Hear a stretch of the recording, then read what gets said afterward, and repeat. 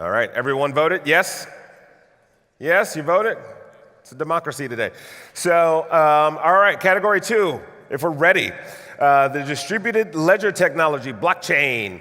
The global blockchain market is predicted to reach a total market size of $7.74 billion by 2024.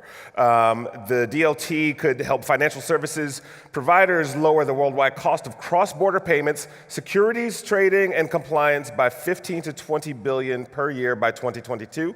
And more than 1 billion in venture funding was raised in 2017 alone by blockchain companies, and 2018 is already set to surpass that level. So you're going to be in for an exciting group of companies and thoughts around leveraging blockchain. So without further ado, I want to bring to the stage Sophie Blokstad from hiveonline. All right. Rosa Castillo from Spiral. And Maria de Frietas from Valiat. I didn't butcher that name. I even practiced my Spanish accent. One thing to note, with hiveonline, if you guys turn to page 37 in your programs, it's a completely different company description. So if you want to read about a different company, feel free to look up hiveonline. Otherwise, Sophie is going to tell you a little bit more about it. Are you guys ready? You feeling strong and all right, yeah. Ready to go? Thank cool. you. Mike, make sure when you leave, you don't talk on the microphone because we could hear you. Or go to the toilet. With that said, Sophie, your time begins now. Thank you very much, and thank you for inviting me to pitch today. I'm Sophie Blokstad, and I've been building banks for more than 20 years. But the last thing the world needs is another bank. We are hiveonline. Small businesses aren't getting the support they need from banks. There are plenty of other tools they can use, but they're expensive, fragmented, and difficult to use if you don't work in an office. 74% of the EU's 22.4 million small businesses don't work in offices. They're builders, farmers, restaurateurs, logistics, retail, with complicated supply chains. When we talk to our customers, they told us that they have problems with administration. Typically, they do it after dinner in their home office, eating into family time. They have difficulty getting loans from banks because they can't prove how reliable they are, and customers are slow to pay. But the biggest problem they have is trust. If you're a small business with 4 or 5 Facebook reviews, nobody believes them, and they're probably biased anyway.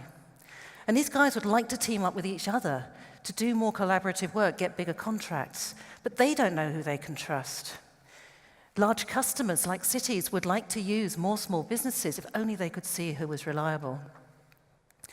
hiveonline gives small businesses a simple mobile platform with an easy-to-use interface where they can develop contracts, agree conditions, exchange evidence of work completed, and get paid without having to produce a single document. We use blockchain and artificial intelligence to move money around seamlessly and guarantee audit trails. Our behavioral reputation system measures the contracts and the assets they exchange with their customers, so we can build a contextual, rich, fact-based trust profile for them without them having to do anything. We partner with local banks so we can offer straight-through lending as soon as a contract's agreed. Small businesses everywhere have the same problem, but most small businesses don't work in the EU. So we're taking our offering to the millions of small and micro businesses in developing economies who don't have access to banks and may lack formal identity. They can't get loans from banks, so they're subject to exploitative local lenders and middlemen. hiveonline brings these communities access to financial services, reputations based on phone data, so they don't need bank records or even formal ID. We give them transparency in their financial relationships, removing corruption and taking away the need for cash. Many customers in these areas are more comfortable with traditional community financial structures. Many are technically or even functionally illiterate. So our community managers work very closely with our data team to make sure that our offering is culturally appropriate, relevant, and useful to the communities we serve. We're partnering with NGOs and government-mandated telecommunications providers in sub-Saharan Africa and Southeast Asia to disintermediate the microfinance providers who today lend money to 1 out of every 10 people on the planet and charge an average of 40% interest to them. We can undercut this with our automation and reduced risk. And we can bring informal businesses into the formal economy, giving them access to things like land rights, and also bring them into the tax system so we can remove both the opportunity and the need for corruption in developing economies. We fill a niche between existing providers, so we're partnering with banks in developed economies, telcos in developing economies, and wallet providers and accountancy firms who provide useful services. And while we're disintermediating microfinance institutes and have potential to disrupt banks, the biggest industry we're disrupting is corruption. We're getting great traction and recognition. We thought we'd have to start with our small business offering in the Nordics before going to the developing world, but the developing world has come to us. NGOs and governments recognize the power of our offering in their economies, so they're asking us to compete with IBM and the big boys. We're turning away new countries every week. And that's largely thanks to our team. We're not your typical fintech startup. Our average age is 38. We speak 13 languages. I'm one of the world's leading banking transformation specialists. Our CTO has built the revolutionary bank-grade Vulcan blockchain platform. Our book, I've got to plug the book, Fintech Revolution, Universal Inclusion in the New Financial Ecosystem, is published in May. And we've got a depth and strength of leadership in the rest of the team as well. Gavin, who's heading up Africa for us, is from Africa, and he's led enormous programs for FTSE 100 companies across the world. Eric's built corporate and social impact companies in sub-Saharan Africa and Southeast Asia. Matt is another banker, ex-banker, with huge experience leading programs for banks. Latif's built programs or businesses in Tanzania, and they're a very strong team, but it's not just the team. Our technology is also microservices and cloud-based, so it's extremely scalable, allowing us to go live in various countries at the same time. We can mint cryptocurrencies based on any fiat, and we can also mint alternative currencies such as community coin and asset-based coins, enabling us to capture natural assets and keep the wealth in communities. We're a small team with a huge agenda, but with the skills and the experience to deliver a transformation for small businesses that we serve. The last thing the world needs is another bank. We are hiveonline. Thank you, Sophie. I could listen to you talk all day. Thank you. What a pleasant voice. Rosa, are you ready? Yeah. Okay. Well, being that is, your time begins now. Thank you.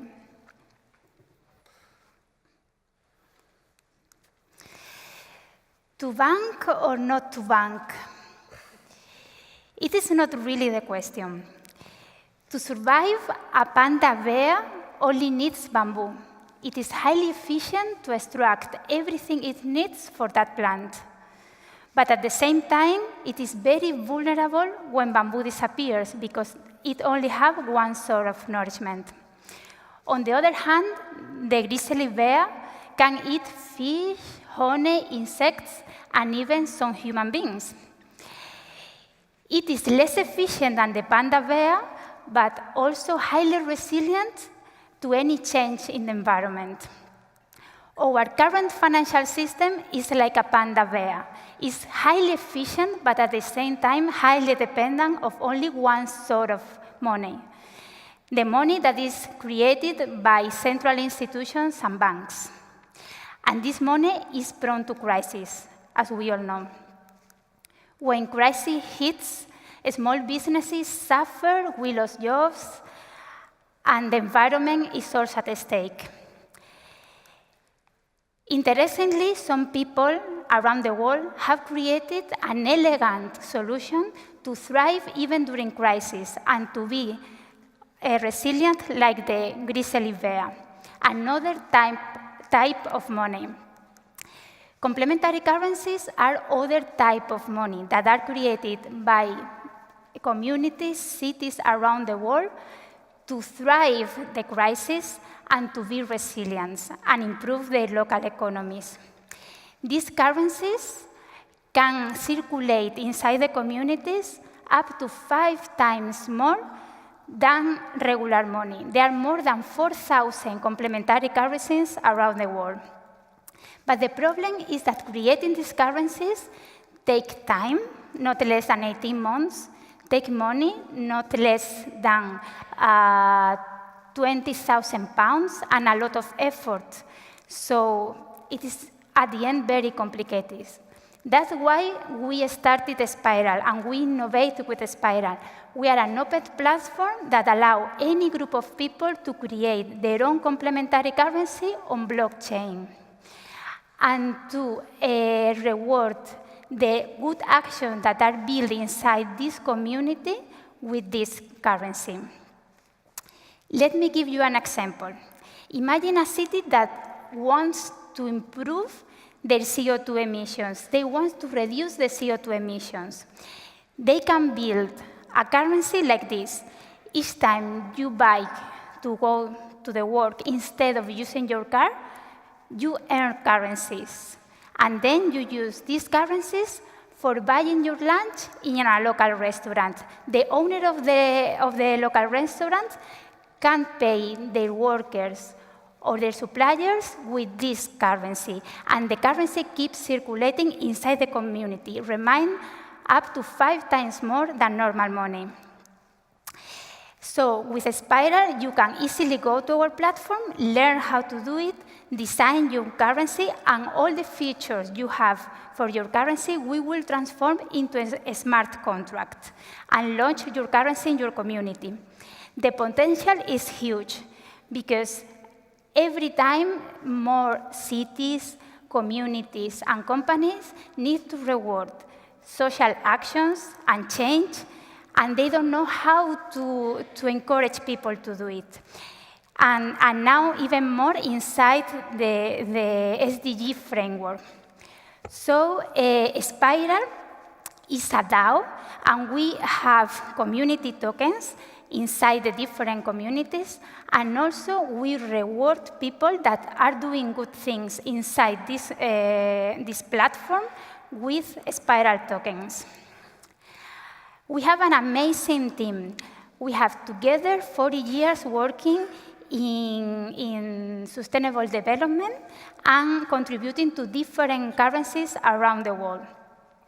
We started the blockchain part inside Singularity University Incubator last year, and we have currently 10 developers working for developing the technical part of the platform. Nowadays, we are building our MVP, and at the end of the year, we will end our pilots in 4 different regions, and we will launch our ITO next year. So this is our definition of money: an agreement between a community to use something to interchange with each other. It's just an agreement. So let's agree on a change. Thank you. Great job, Rosa. You guys have done such a great job of passing the clicker. I'm so impressed. Last but not least, are you ready, Maria? Yes. All right, your time begins now. Hello, good afternoon. I would like to thank, first of all, Innovative Finance for having us here. My name is Maria, and I'm here to showcase to you our startup, Valiat. Valiat is a trustless trader, and we are positioning ourselves to be the leading options trading platform for anyone with a digital wallet to invest, hedge, and trade on the blockchain in a simple and transparent way. We are building a platform that puts the user in the center of our experience. Our goal is simple: to create a unique trading experience for all digital wallet holders who have cryptocurrencies and tokens. But don't take it from me. Let the numbers do the talking. As of today, there are more than 23 million digital wallet holders. And what's more astounding, this represents a 90% growth year on year.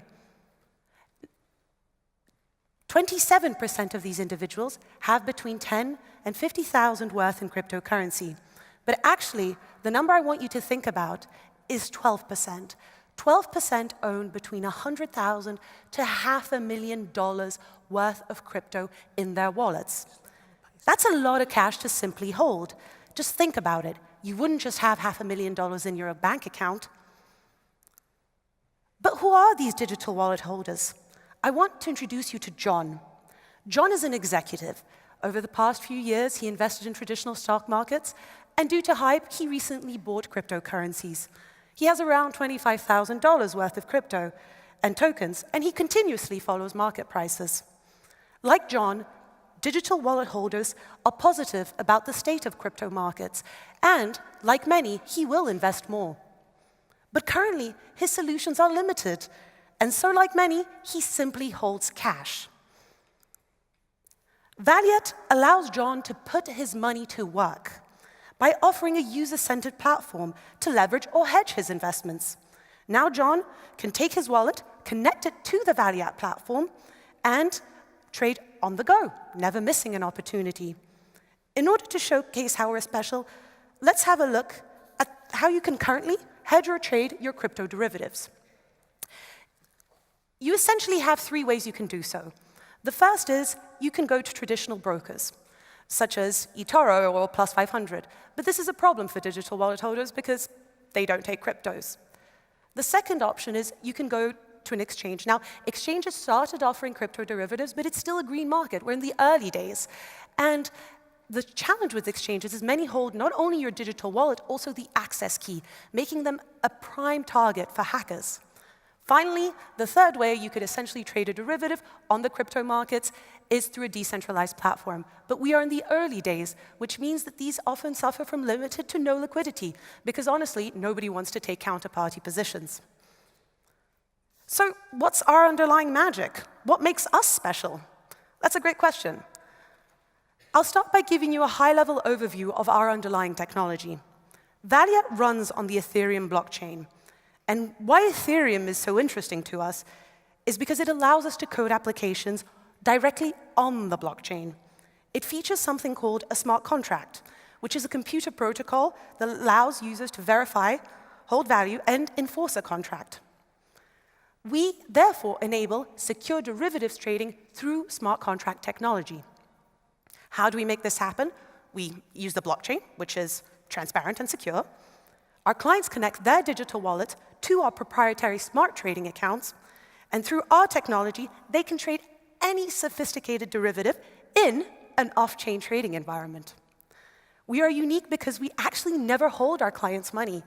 It is held in escrow and controlled by the smart contract, allowing us to offer our clients not only a great trading experience, but also instant account clearance. Valiat offers a more flexible approach to trading. Clients can margin trade, they can risk manage, because with options trading, they can protect their profits and limit their downside. We offer news and analysis and proprietary sentiment algorithms to help them preempt market events. The goal with Valiat was to allow crypto investments to position themselves for any market outlook. Clients select an instrument that best suits their strategic allocation. They then trade within their desired market direction, and finally, with a click of a button, invest and place a transaction. We believe the blockchain systems represent the most significant advancements on how financial assets can be traded, but we're still in the early days. Our mission is to allow all users to invest, trade, and hedge on the blockchain in a simple and transparent way.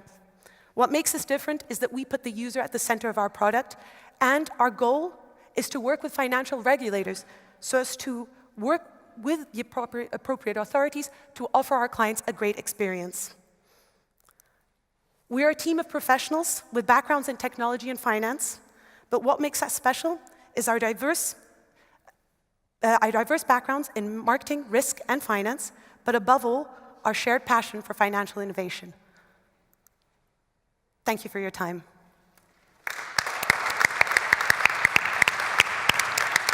All right.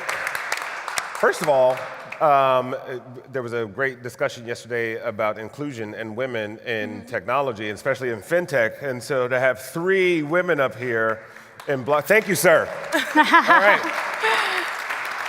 You should. I thought you were going to do the slow.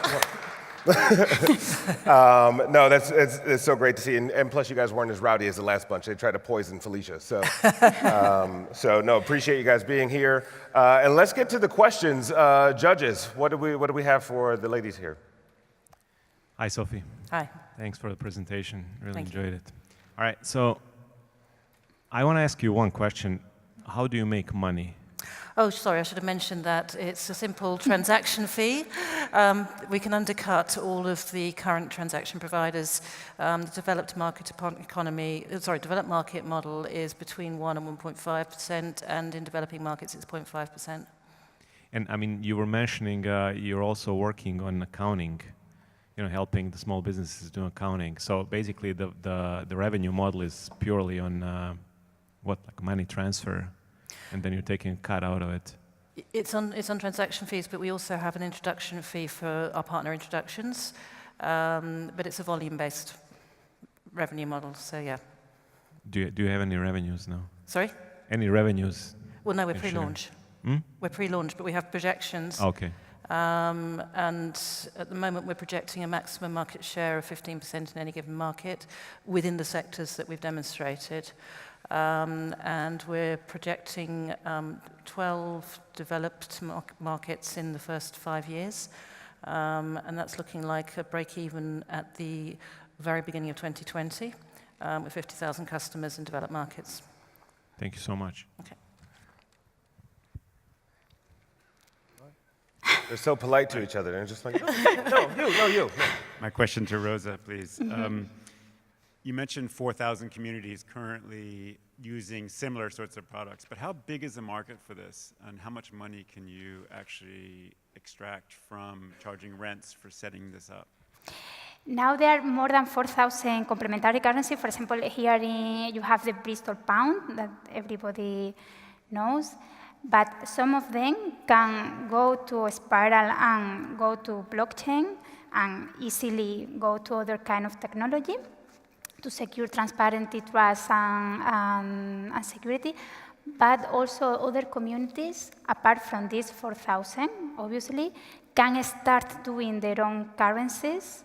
And now they are not thinking about that, So at the end, the potential is huge. As I mentioned, the SDGs is a great framework because plenty of cities needs to go to this framework, or companies or group of people, and they don't know how to manage and encourage people to do things, And it can be a way to do it.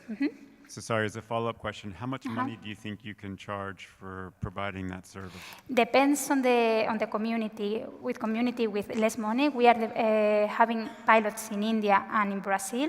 In developing countries or communities that they don't have so much money, we don't charge anything because the platform is open source. For communities that they have money to spend, for example, cities, we are charging a fixed amount, and we are charging also an amount, a percentage per transaction. But it is going to be afterwards. Right. All right, any final questions?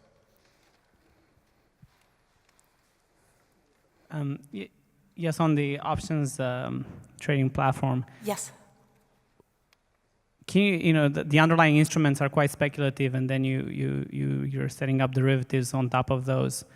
How can you build, or how are you thinking of building a mass market proposition, given that the instruments themselves are quite risky? That's a very good question. Our target audience are digital wallet holders, and more specifically, early-stage investors in these digital wallets. So we're talking about individuals who have quite a strong understanding of the volatility of cryptocurrencies, and we're trying to create instruments. They will be CFD options, where it allows them to potentially hedge their positions, because right now they can essentially only work with tokens. So you're talking about risk suitability of the individuals, right? So we're targeting individuals who are quite well prepared for this kind of volatility. Just a quick question for Sophie. You've talked about developed and emerging economies, but they are quite different markets. And, where are you going to concentrate first, or do you think you can work on both at the same time? It's a very good question. So at the moment, we plan to work on both at the same time, but we have 4 projects in workshops at the moment in developing economies.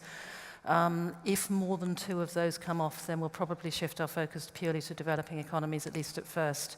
But our current plan has us going live in Denmark, Denmark first, then Sweden, and 2 projects in Ghana, one potentially in Kenya and the other one in Southeast Asia. So the 4 in the developing economies are the ones that are still pre-wet signature stage. So we're keeping our options open at this point. Thank you. Once again, you may now leave the stage. We'll get into our round of voting. Thank you once again. Round of applause.